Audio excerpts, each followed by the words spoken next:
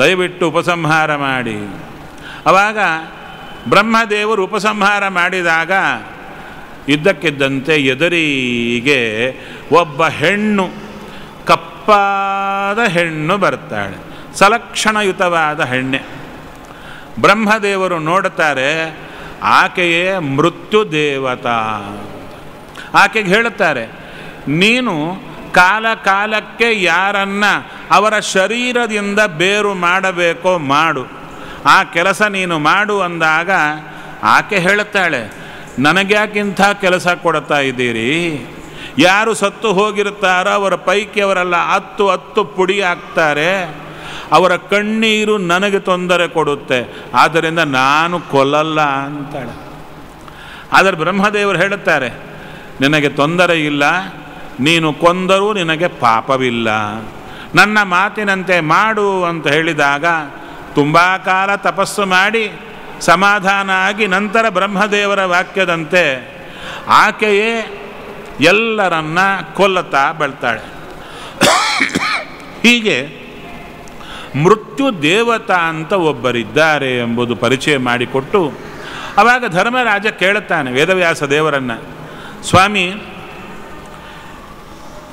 ಹಿಂದೆ ಬಂದ ರಾಜರು ಚೆನ್ನಾಗಿದ್ದವರು ಈ ಮೃತ್ಯುವಿಗೆ ಹೇಗೆ ವಶರಾದರು ಹೇಳಿ ಅಂದಾಗ ಆವಾಗ ಷೋಡಶ ರಾಜರ ಉಪಾಖ್ಯಾನ ಬರ್ತಾ ಇದೆ. 16 ಜನ ರಾಜರು, ನಲ ಮೊದಲಾದಂಥ ಮಹಾನುಭಾವರೆಲ್ಲ ಅವರು ಮೃತ್ಯುವಿಗೆ ಹೇಗೆ ತುತ್ತಾದರು ಅಂತ ವರ್ಣನೆ ಮಾಡಿ ವೇದವ್ಯಾಸರು ಸಮಾಧಾನ ಮಾಡಿ ಧರ್ಮರಾಜನಿಗೆ, ಧರ್ಮರಾಜ ಅಳಬೇಡ, ಯಾಕೆ ಬಂದವರು ಎಲ್ಲರೂ ಯಾರು ಗೊತ್ತಾ? ಅಭಿಮನ್ಯು ಅಂದರೆ ಚಂದ್ರಾಂಶ, ಚಂದ್ರನ ಅಂಶನೇ ಬಂದಿದ್ದಾರೆ, ಎಲ್ಲ ದುಷ್ಟರ ಸಂಹಾರ ಮಾಡಿದ್ದಾರೆ, ಕಾರ್ಯ ಮುಗೀತು, ಹೊರಟಿದ್ದಾರೆ. ಆದ್ದರಿಂದ ಚಿಂತೆ ಮಾಡಬೇಕಾದ ಅವಶ್ಯಕತೆ ಇಲ್ಲ.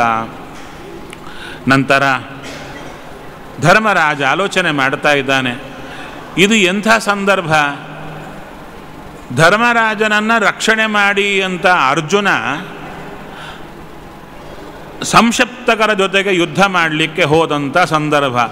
ಒಂದು ಕಡೆ ಭಾರತ ಯುದ್ಧ ನಡೀತಾ ಇದೆ, ಆದರೆ ಇನ್ನೊಂದು ಕಡೆ ಯುದ್ಧಕ್ಕೆ ಕರೆ ಬಂತು.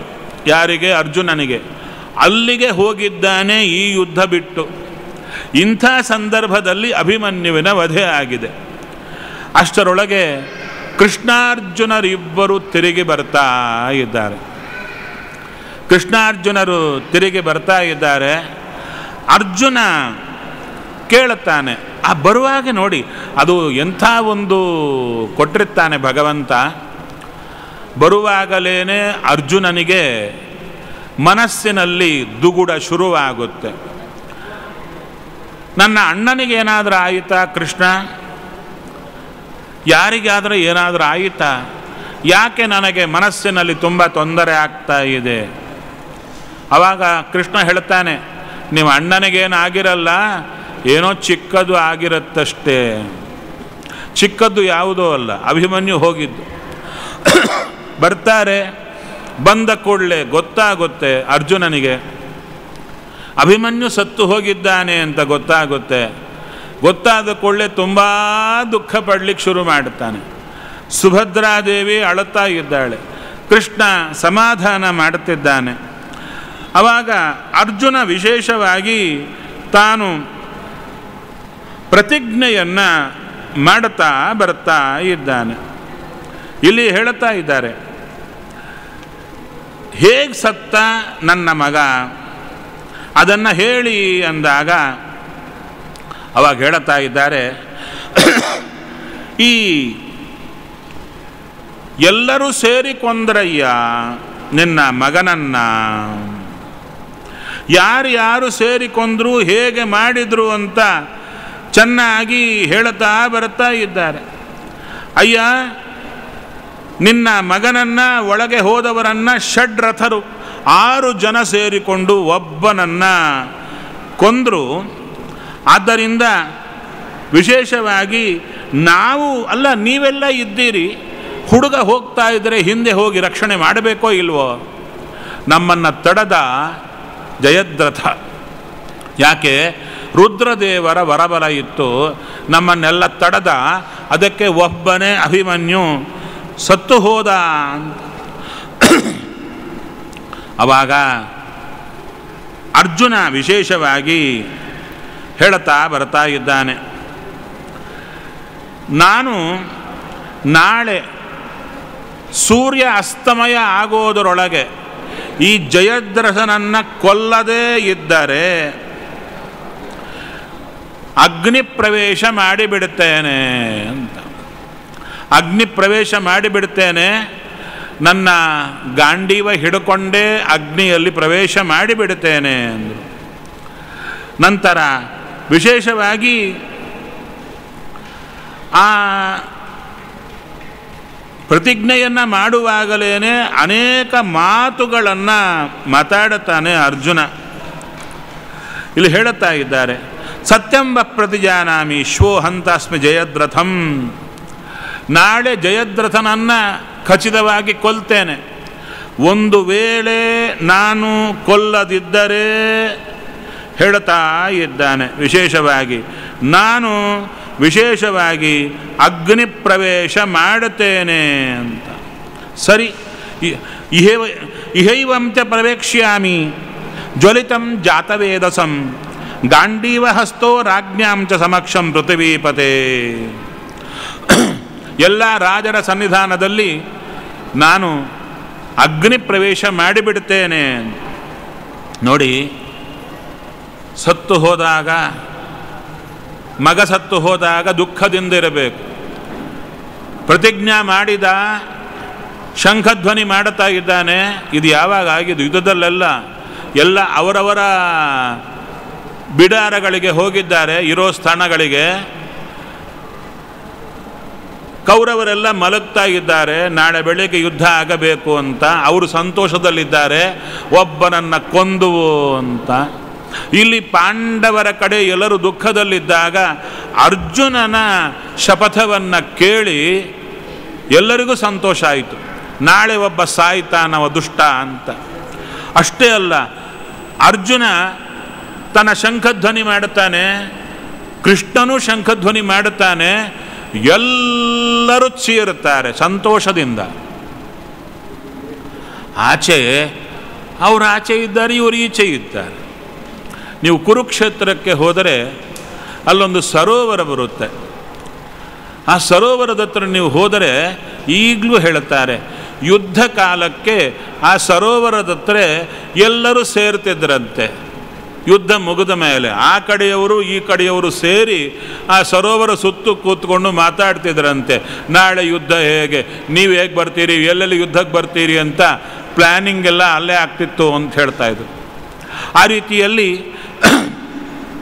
ಆಚೆ ಇದ್ದವರು ಕೇಳುತ್ತಾ ಇದ್ದಾರೆ. ಭೀಕರವಾದಂಥ ಸಂತೋಷದ ಶಬ್ದ, ಶಂಖನಾದ ಎಲ್ಲ ಕೇಳುತ್ತಾ ಇದೆ. ಅವರಿಗೆಲ್ಲ ಆಶ್ಚರ್ಯ. ಅವರ ಕಡೆ ಸತ್ತಿದ್ದಾರೆ, ಸತ್ತರೆ ಅಳು ಬರಬೇಕು, ಅಳು ಬರೋದು ಬಿಟ್ಟು ಶಂಖನಾದ ಬರ್ತಾ ಇದೆ, ಜೋರಾಗಿ ಕಿರಿಸ್ತಾ ಇದ್ದಾರೆ, ಖುಷಿಯಿಂದ ಕಿರಿಸ್ತಾ ಇದ್ದಾರೆ. ಇದೇನು ಅಂತ. ಅಷ್ಟರೊಳಗೆ ಈ ಜಯದ್ರಥನ ಹತ್ರ ಚಾರರು ಬರ್ತಾ ಇದ್ದಾರೆ, ಹೇಳ್ತಾ ಇದ್ದಾರೆ, ಅರ್ಜುನ ಪ್ರತಿಜ್ಞೆಯನ್ನು ಮಾಡಿದ್ದಾನೆ, ನಿನ್ನ ಸಾವು ನಾಳೆ ಸಂಜೆಗೆ ಸಿದ್ಧ ಆಗಿದೆ. ಜಯದ್ರಥನಿಗೆ ತಳಮಳ ಶುರುವಾಯಿತು. ಅರ್ಜುನ ಪ್ರತಿಜ್ಞೆ ಮಾಡಿದ್ದದು. ಅದಕ್ಕೆ ಸೀದಾ ಹೋಗ್ತಾನೆ ದುರ್ಯೋಧನಾದಿಗಳ ಹತ್ರ, ನಿಮಗಾಗಿ ನಾ ಮಾಡಿದೆ, ನಾಳೆ ನಾನು ಸಾಯಲಿಕ್ಕಿದ್ದೇನೆ, ಅದಕ್ಕೆ ನಿಮ್ಮ ಯುದ್ಧ ನೀವು ಮಾಡಿಕೊಳ್ಳಿ, ನಾನು ಹೊರಟೋಗ್ತೇನೆ, ನನ್ನ ಮನೆಗೆ ನಾನು ಹೋಗ್ತೇನೆ ಅಂತ ಅರ್ಜುನ ಅಂದಿದ್ದ ಪ್ರತಿಜ್ಞೆಯಲ್ಲಿ. ಒಂದು ವೇಳೆ ಭಯದಿಂದ ಯುದ್ಧವನ್ನು ಬಿಟ್ಟು ಅವನು ಓಡಿ ಹೋಗದಿದ್ದರೆ, ಯುದ್ಧದಲ್ಲೇ ಇದ್ದರೆ ಅವನ ತಲೆ ಕತ್ತರಿಸ್ತೇನೆ ಅಂತ. ಅದಕ್ಕೆ ನಾನು ಓಡಿ ಹೋಗ್ತೇನೆ ಅಂದ. ಅಷ್ಟರೊಳಗೆ ದುರ್ಯೋಧನ ಹೇಳುತ್ತಾನೆ, ಇಷ್ಟು ಜನ ಇದ್ದೇವೆ, ನಿನಗೇನಾಗುತ್ತೆ, ನಾವು ರಕ್ಷಣೆ ಮಾಡ್ತೇವೆ. ಇನ್ನೂ ಸಮಾಧಾನ ಆಗಲಿಲ್ಲ. ದ್ರೋಣಾಚಾರ್ಯರ ಹತ್ರ ಹೋಗ್ತಾ ಇದ್ದಾರೆ. ದ್ರೋಣಾಚಾರ್ಯರ ಪಾದವನ್ನೇ ಹಿಡಿತಾ ಇದ್ದಾನೆ ಜಯದ್ರಥ. ಸ್ವಾಮಿ, ನಾಳೆ ನನಗೆ ಮರಣ ಗಾಂಡೀವಿ ಪ್ರತಿಜ್ಞೆ ಮಾಡಿದ್ದಾನೆ, ಏನು ಮಾಡೋದು? ಆವಾಗ ಹೇಳುತ್ತಾರೆ ದ್ರೋಣಾಚಾರ್ಯರು, ನೋಡಯ್ಯ, ಒಂದು ನಿಶ್ಚಯ ಮಾಡಿಕೊ. ಇವತ್ತು ಅರ್ಜುನ ಇಲ್ಲದಿದ್ದರೆ ಇನ್ನೊಬ್ಬ ನಾಳೆ ಕೊಳ್ತಾನೆ. ಸಾವಂತೂ ನಿಶ್ಚಿತ. ನಾವು ಸಾವಿಗೆ ಹೆದರದೆ ಬಂದವರು ಯುದ್ಧಕ್ಕೆ, ಸಾವಿಗೆ ಹೆದರವರು ಯುದ್ಧಕ್ಕೆ ಬರಲೇಬಾರದು. ಆದ್ದರಿಂದ ಸಾವಂತೂ ಬಂದೇ ಬರುತ್ತೆ. ನಾಳೆ ನಿನಗೆ ಸಾವು ಅಂತೀಯ, ಅದು ಬಾರದಂತೆ ನಾವೆಲ್ಲ ಅಡ್ಡ ಇರುತ್ತೇವೆ. ನಿನ್ನ ಹತ್ತಿರ ಅರ್ಜುನ ಬರಲಿಕ್ಕೆ ಸಾಧ್ಯವೇ ಇಲ್ಲ, ಹಾಗೆ ನಾವು ಮಾಡಿಬಿಡುತ್ತೇವೆ ಅಂದರು. ಸರಿ, ಸ್ವಲ್ಪ ಸಮಾಧಾನ ಆಯಿತು ಜಯದ್ರಥನಿಗೆ. ತಿರುಗಿ ಬರ್ತಾ ಇದ್ದಾನೆ, ಯುದ್ಧಕ್ಕೆ ಸಿದ್ಧನಾಗ್ತಾ ಇದ್ದಾನೆ. ಮಾರನೇ ದಿನ ವಿಶೇಷವಾಗಿ ಯುದ್ಧ ಶುರು ಆಗ್ತಾ ಬರ್ತಾ ಇದೆ. ಆ ಯುದ್ಧ ಶುರು ಆದಾಗ ಹೇಳ್ತಾ ಬರ್ತಾ ಇದ್ದಾರೆ. ಕೃಷ್ಣ ಅರ್ಜುನನಿಗೆ ಹೇಳ್ತಾ ಬರ್ತಾ ಇದ್ದಾನೆ. ಏನು ಅಂತ? ಈ ಜಯದ್ರಥನಿಗೆ ದ್ರೋಣಾಚಾರ್ಯರು ಮೊದಲಾದವರೆಲ್ಲ ಆಶ್ವಾಸನೆ ಕೊಟ್ಟಿದ್ದಾರೆ. ಇಲ್ಲಿ ನೋಡಿ, ಇರೋದು ಆ ಕಡೆಯವರು ಈ ಕಡೆಯವರು ಆಚೆ ಈಚೆ ಇದ್ದಾರೆ. ಇವರು ಹೂ ಅನ್ನೋದ್ರೊಳಗೆ ಅಂದಿದ್ದ ಆ ಕಡೆಗೆ ಇನ್ಫಾರ್ಮೇಷನ್ ಹೊರಟೋಗ್ತಾ ಇದೆ, ಅವರು ಮಾತಾಡೋದ್ರೊಳಗೆ ಅಲ್ಲಿದಲ್ಲಿ ಬರ್ತಾ ಇದೆ. ಅದೇ ಗುಪ್ತಚಾರರು ಅಂತ ಹೇಳ್ತಾರೆ. ಆ ರೀತಿಯಾಗಿ ಕೃಷ್ಣನೂ ಹೇಳ್ತಾ ಇದ್ದಾನೆ, ನೋಡಪ್ಪ, ಅವರೆಲ್ಲ ಕಾಯ್ತಾರಂತೆ, ನಾನಿದ್ದೇನೆ ನಿನಗೆ, ನೀನು ಹೆದರಬೇಡ ಅಂತ ಕೃಷ್ಣ ಹೇಳ್ತಾ ಇದ್ದಾನೆ. ಸರಿ, ಸುಭದ್ರಾದೇವಿ ವಿಶೇಷವಾಗಿ ಅಳತಾ ಇದ್ದಾಳೆ.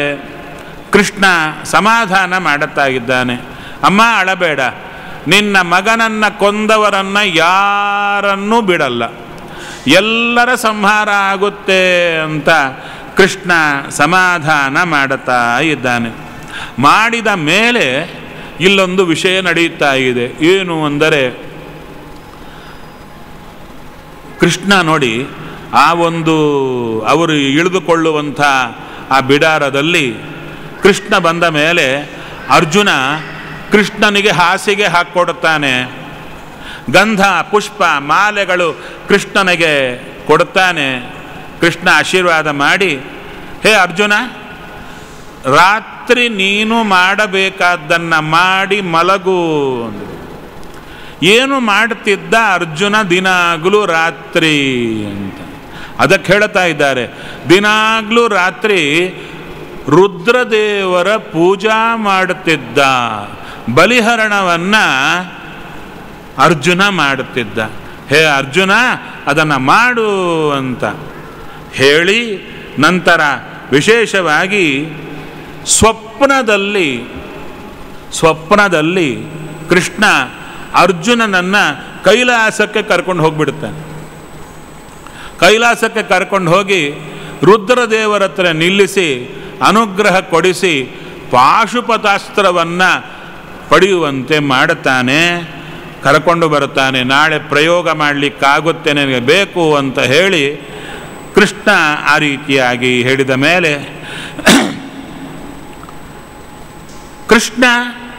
ಕೃಷ್ಣನ ಸಾರಥಿ ದಾರುಕ ಅವರಿಬ್ಬರು ಮಾತಾಡಿಕೊಳ್ತಾ ಇದ್ದಾರೆ.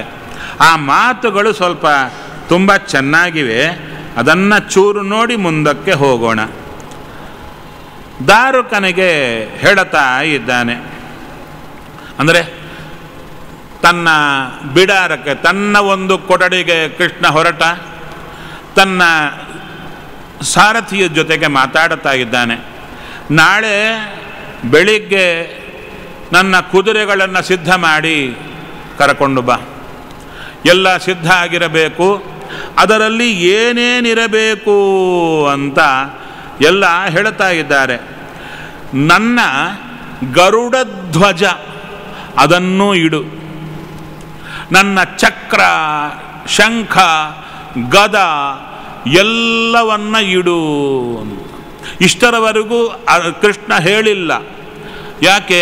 ಯುದ್ಧ ಕೃಷ್ಣ ಮಾಡಲಿಲ್ಲ. ಈ ಹೇಳ್ತಾ ಇದ್ದಾನೆ, ನಾಳೆ ಎಲ್ಲರನ್ನ ಕೊಂದು ಬಿಡುತ್ತೇನೆ ನಾನು ಅಂತ ಕೃಷ್ಣನೇ ಹೇಳ್ತಾ ಇದ್ದಾನೆ. ಅದಕ್ಕೆ ನನ್ನ ಆಯುಧಗಳು, ಒಂದು ವೇಳೆ ಅರ್ಜುನನಿಗೇನಾದರೂ ತೊಂದರೆ ಆಗೋದಿದ್ದರೆ ನಾನು ಬರ್ತೇನೆ ಅಂತ ಹೇಳಿ, ಆವಾಗ ಕೃಷ್ಣ ರಥದಲ್ಲಿದ್ದು ಯುದ್ಧ ಮಾಡೋದಾದರೆ ಪತಾಕ ಬದಲಾಗಬೇಕು. ಅರ್ಜುನ ಇದ್ದರೆ ಕಪಿಧ್ವಜ, ಕೃಷ್ಣ ಇದ್ದರೆ ಗರುಡ ಧ್ವಜ ಬರಬೇಕು. ಅದಕ್ಕೆ ಹೇಳುತ್ತಾ ಇದ್ದಾನೆ ಕೃಷ್ಣ, ನನಗೆ ಆ ಗರುಡ ಧ್ವಜವನ್ನು ಅಲ್ಲಿಡು ಅಂತ ಹೇಳುತ್ತಾ ಇದ್ದಾನೆ. ಕೃಷ್ಣನ ಹೇಳಿದ ಮಾತುಗಳು ಹೇಳ್ತಾ ಇದ್ದಾನೆ. ಗದಾಂ ಕೌಮೋದಕೀಂ ದಿವ್ಯಾಂ ಶಕ್ತಿಂ ಚಕ್ರಂ ಧನುಷ್ಯರಾನ್ ಆರೋಪಯ ರಥೇ ಸೂತ ಸರ್ವೋಪಕರಣಾನಿ ಚ. ಹೇಳ್ತಾ ಇದ್ದಾನೆ, ಗದಾ ಅಂದರೆ ಎಲ್ಲರೂ ಬಳಸೋದು ಗದೆಗಳೇ, ದೇವರದ್ದು ಗದ ಕೌಮೋದಕಿ ಅಂತ. ಕೌಮೋದಕಿ ಚಕ್ರ ಎಲ್ಲ ಇಡು, ಬಾಣಗಳನ್ನು ಇಡು ಅಂತ ಹೇಳ್ತಾ ಇದ್ದಾರೆ. ನಂತರ ಹೇಳ್ತಾ ಇದ್ದಾರೆ, ಸ್ಥಾನಂ ಚ ಕಲ್ಪ್ಯತಾಂ ತತ್ರ ರಥೋಪಸ್ಥೆ ಧ್ವಜಶ್ಚ ಮೇ ವೈನತೇಯಸ್ಯ ವೀರಸ್ಯ. ವೈನತೇಯ ಅಂದರೆ ಗರುಡ, ಗರುಡ ಧ್ವಜವನ್ನು ಅಲ್ಲಿ ತಂದಿಡು. ನಾನು ನಾಳೆ ಯುದ್ಧ ಮಾಡಬೇಕಾಗಿ ಬಂದರೆ ನನ್ನ ಧ್ವಜ ಇಡಬೇಕಾಗುತ್ತೆ, ನಾನು ಯುದ್ಧ ಮಾಡುತ್ತಾ ಇದ್ದೇನೆ ಅಂತ. ಸರಿ, ಇಷ್ಟು ಹೇಳ್ತಾ ತನ್ನ ಸಾರಥಿಯ ಜೊತೆಗೆ ಕೆಲವು ಮಾತುಗಳನ್ನು ಕೃಷ್ಣ ಆಡುತ್ತಾನೆ. ಏನು ಆಡುತ್ತಾನೆ ಹೇಳ್ತಾ ಇದ್ದಾರೆ. ಅಹಂತು ಶ್ವಸ್ತಥಾ ಕರ್ತ ಯಥಾ ಕುಂತಿ ಸುತೋರ್ಜುನಃ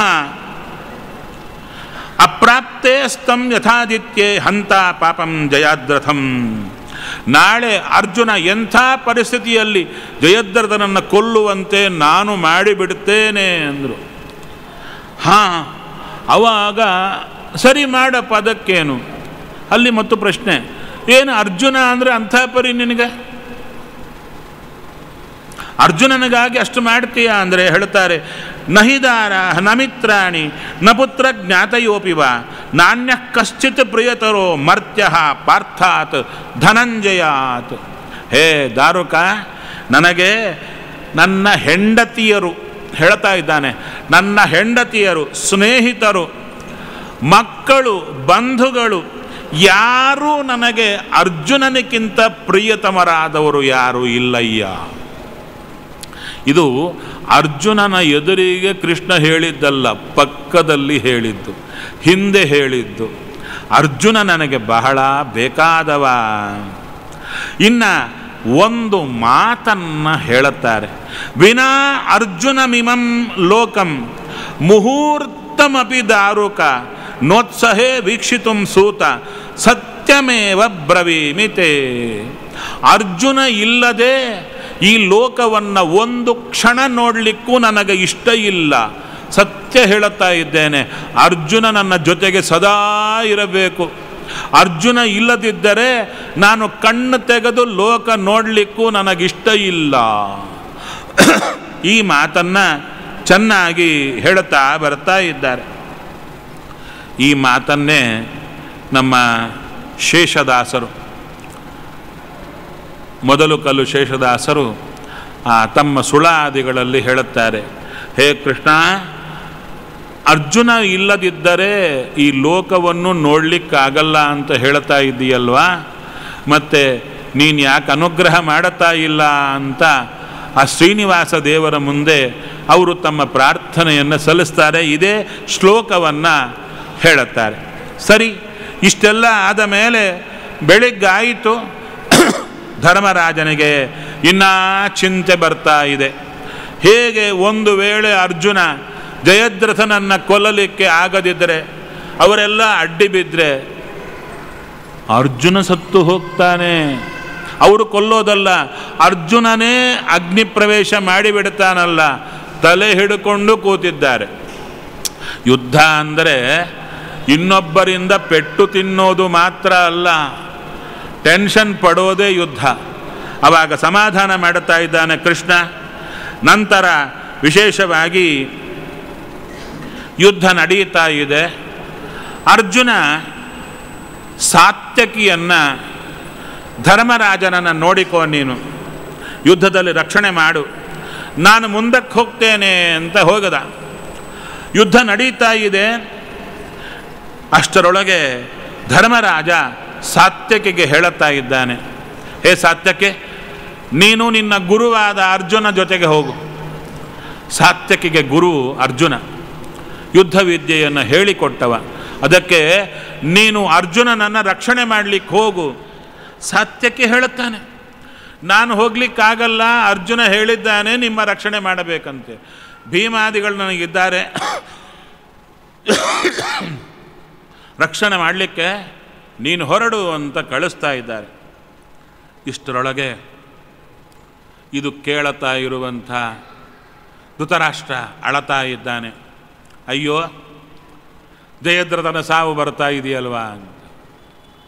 ಸಂಜಯ ಧೃತರಾಷ್ಟ್ರನ ನಿಂದ ಮಾಡ್ತಾರೆ, ನಿನ್ನಿಂದ ಹಾಗೆ ಇವೆಲ್ಲ ಆಗ್ತಾ ಇದೆ, ನೀನು ಒಪ್ಪಿದ್ದಕ್ಕೆ ಯುದ್ಧಕ್ಕೆ ಇಷ್ಟೆಲ್ಲ ಆಗ್ತಾ ಇದೆ ಅಂತ ಹೇಳಿ ಮುಂದೆ ಯುದ್ಧವನ್ನು ಕುರಿತು ಹೇಳಲಿಕ್ಕೆ ಶುರು ಮಾಡುತ್ತಾರೆ.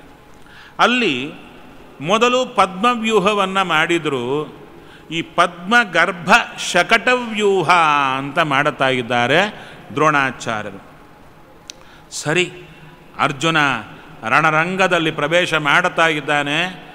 ಏನು ಕ್ಷಣ ಕ್ಷಣದಲ್ಲಿ ಸಾವಿರಾರು ಜನ ತಲೆ ಕತ್ತರಿಸಿ ಕತ್ತರಿಸಿ ಬೀಳುತ್ತಾ ಇದೆ. ಆನೆಗಳ ಹಿಂಡು ಬಂದರೆ ಬಾಣಗಳಿಂದಲೇ ಹೊಡೆದು ಉರುಳಿಸಿ ಬಿಡುತ್ತಾ ಇದ್ದಾನೆ ಅರ್ಜುನ. ಅಷ್ಟರೊಳಗೆ ದುಶ್ಯಾಸನ ಬರ್ತಾ ಇದ್ದಾನೆ.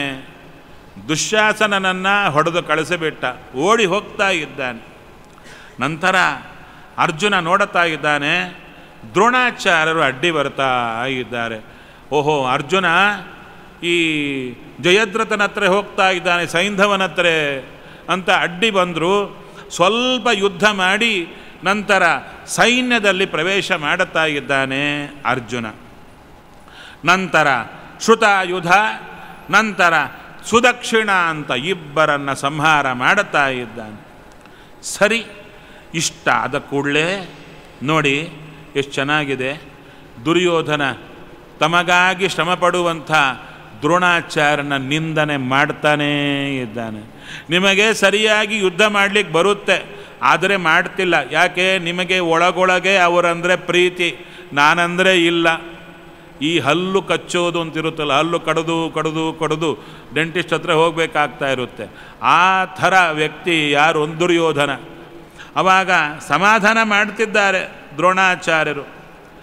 ನಂತರ ವಿಶೇಷವಾಗಿ ದ್ರೋಣಾಚಾರ್ಯರ ರಥದ ಹತ್ರ ದೃಷ್ಟದ್ಯುಮ್ನ ಬರ್ತಾ ಇದ್ದಾನೆ.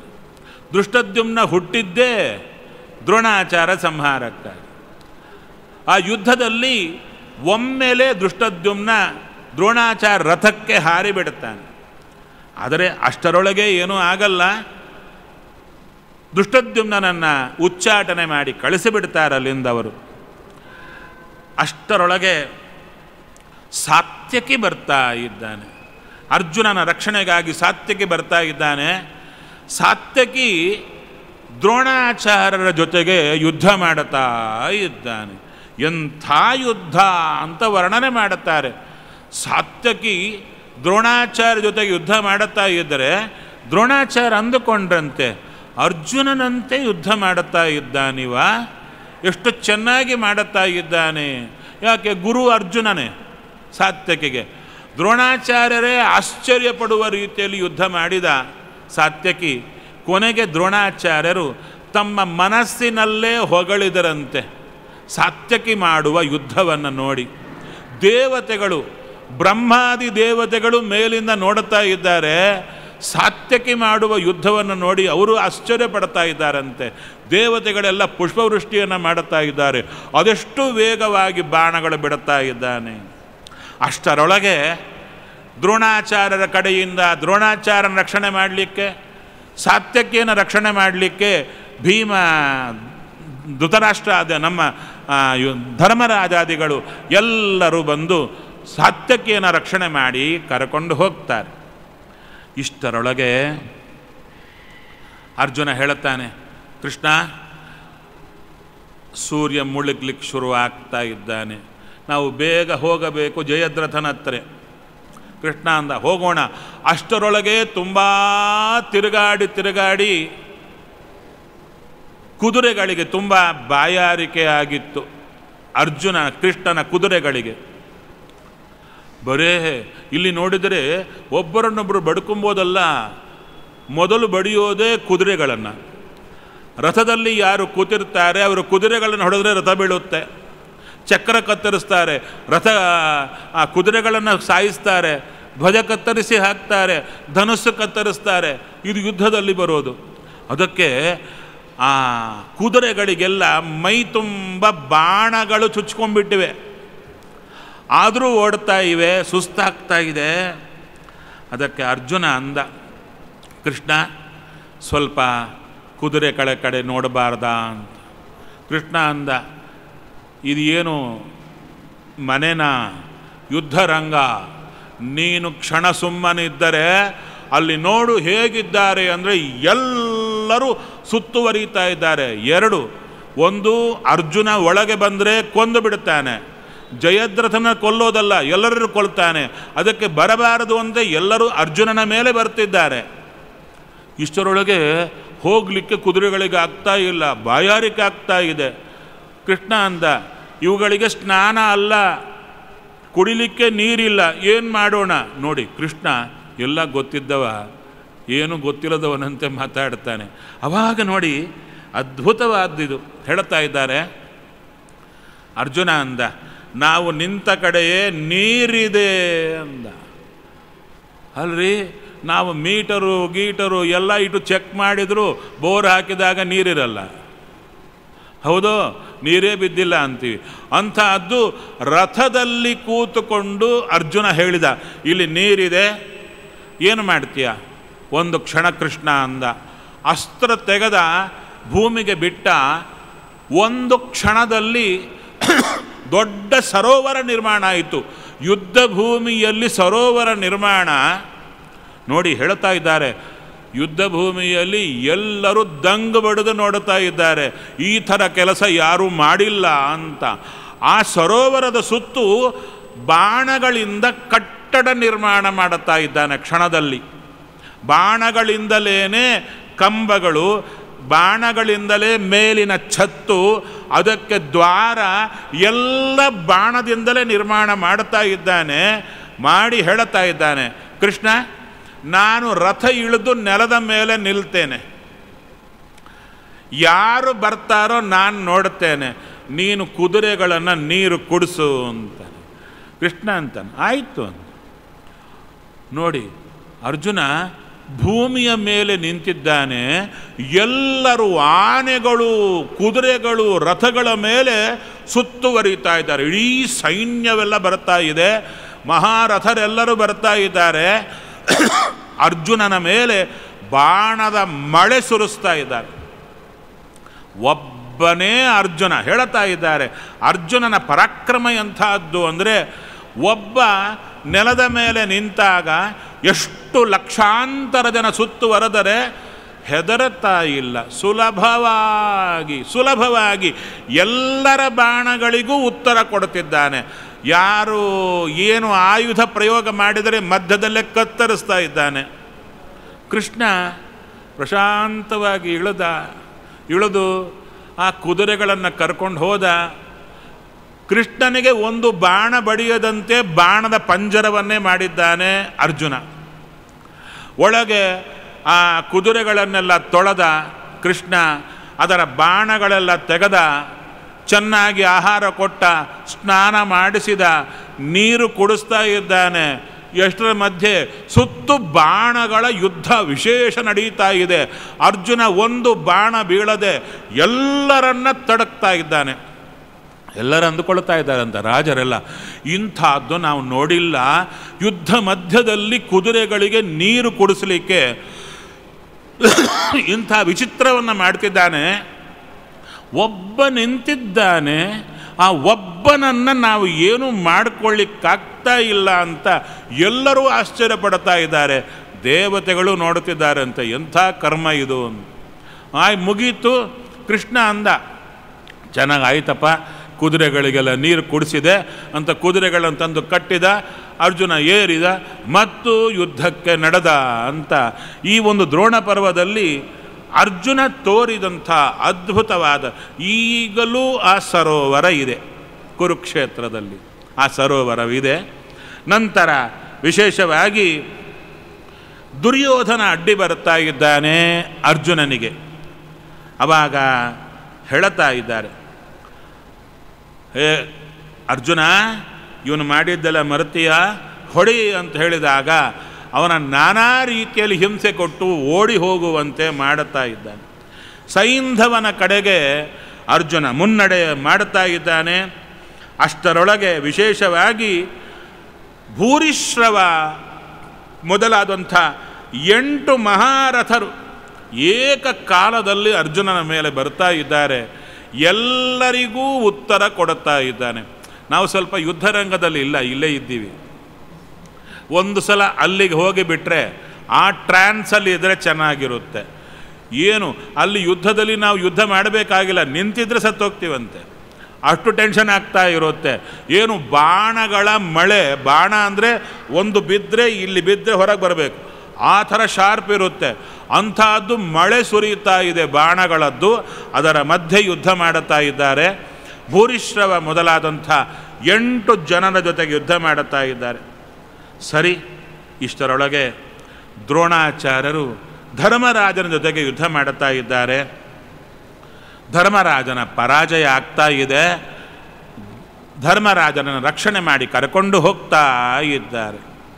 ಇಷ್ಟರೊಳಗೆ ಕೌರವರ ಕಡೆ ಅಲಂಬುಸ ಅಂತ ಒಬ್ಬ ರಾಕ್ಷಸ ಇದ್ದ. ಅವನು ಯುದ್ಧ ಮಾಡುತ್ತಾ ಇದ್ದಾನೆ. ಪಾಂಡವರ ಕಡೆ ನಿಂತವರು ಘಟೋತ್ಕಚ, ಇಬ್ಬರು ಆಚೆ ಈಚೆ ಇಬ್ಬರಿದ್ದಾರೆ. ಅದರಲ್ಲಿ ಭೀಮಸೇನ ಅಲಂಬುಸನನ್ನು ಹೊಡೆದು ಓಡಿಸ್ತಾ ಇದ್ದಾರೆ. ಅಷ್ಟರೊಳಗೆ ಘಟೋತ್ಕಚ ನೋಡುತ್ತಾ ಇದ್ದಾನೆ, ಇವನು ಪ್ರತಿಯೊಂದು ಸಲ ಬಂದು ಅಡ್ಡಿ ಮಾಡುತ್ತಾ ಇದ್ದಾನೆ ಅಲಂಬುಸ ಅಂತ. ಘಟೋತ್ಕಚ ಬಂದು ಆ ಅಲಂಬುಸನನ್ನು ಸಂಹಾರ ಮಾಡಿಬಿಡುತ್ತಾ ಇದ್ದ. ನಂತರ ವಿಶೇಷವಾಗಿ ಅರ್ಜುನನಿಗೆ ಸಹಾಯ ಮಾಡಬೇಕು ಅಂತ ಪುನಃ ಸಾತ್ಯಕಿಗೆ ಒತ್ತಾಯ ಮಾಡಿದರೆ ಆ ಸಾತ್ಯಕಿ ಅರ್ಜುನನ ಹಿಂದೆ ಹೋಗ್ತಾ ಇದ್ದಾನಲ್ಲಿ. ಅಲ್ಲಿ ಹೇಳುತ್ತಾ ಇದ್ದಾರೆ, ಭೂರಿಶ್ರವನ ಜೊತೆಗೆ ಯುದ್ಧ ಮಾಡುವಾಗ ಇನ್ನೇನು ಭೂರಿಶ್ರವ ಅರ್ಜುನನಿಗೆ ಬಾಣ ಪ್ರಯೋಗ ಮಾಡಿ ಹೊಡೆದು ಬಿಡಬೇಕು. ಅಂಥ ಕಾಲಕ್ಕೆ ಸಾತ್ಯಕಿ ಪಕ್ಕದಿಂದ ಬಾಣ ಪ್ರಯೋಗ ಮಾಡಿದರೆ ಭೂರಿಶ್ರವನ ಕೈ ಕತ್ತರಿಸಿ ಹೋಗಿಬಿಡುತ್ತೆ. ಅರ್ಜುನ ನೋಡುತ್ತಾನೆ, ಅರ್ಜುನನ ದೃಷ್ಟಿ ಭೂರಿಶ್ರವನ ಮೇಲೆ ಇರುತ್ತೆ.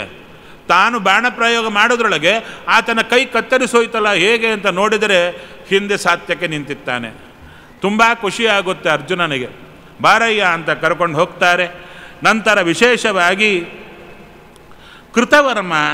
ಕೃತವರ್ಮನ ಜೊತೆಗೆ ಸಾತ್ಯಕಿ ಯುದ್ಧ ಮಾಡುತ್ತಾ ಇದ್ದಾನೆ. ಇಷ್ಟು ಮಾಡುವಾಗ ಅಷ್ಟರೊಳಗೆ ಈ ಕೌರವ ಸೈನ್ಯ ಪರಾಜಯ ಆಗಿತ್ತು ಆ ದಿನದ್ದು. ಆವಾಗ ಧೃತರಾಷ್ಟ್ರ ತುಂಬ ಅಳತಾ ಇದ್ದಾನೆ, ಇವತ್ತು ನನ್ನ ಸೈನ್ಯ ಸೋತು ಹೋಯಿತು ಅಂತ.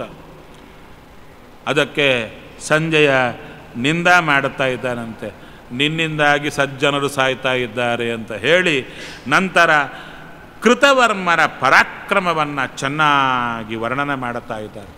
ಅಷ್ಟರೊಳಗೆ ಸಾತ್ಯಕಿ ಜರಾಸಂಧನ ಮಗ ಒಬ್ಬ ಜಲಸಂಧ ಅಂತ, ಅವನು ತುಂಬ ತೊಂದರೆ ಕೊಡುತ್ತಾ ಇದ್ದರೆ ಅವನನ್ನು ಸಂಹಾರ ಮಾಡುತ್ತಾ ಇದ್ದಾನೆ ಸಾತ್ಯಕಿ ಅಂತ. ಇಲ್ಲಿ ದ್ರೋಣ ಪರ್ವದಲ್ಲಿ 2 ಉಪಪರ್ವಗಳು ಬರುತ್ತಾ ಇವೆ. ಇದರಲ್ಲಿ ಯಾವುದು ಪ್ರತಿಜ್ಞಾ ಪರ್ವ ಮತ್ತು ವಿಶೇಷವಾಗಿ ಆ ಜಯದ್ರಥ ವಧಪರ್ವ ಅಂತ. ವಧಪರ್ವದಲ್ಲಿ ಇಲ್ಲಿಗೆ ಬಂದಿದೆ, ನಾಳೆ ಮುಂದೆ ಬರೆಯುತ್ತೆ. ಶ್ರೀಕೃಷ್ಣಾರ್ಪಣಮಸ್ತು.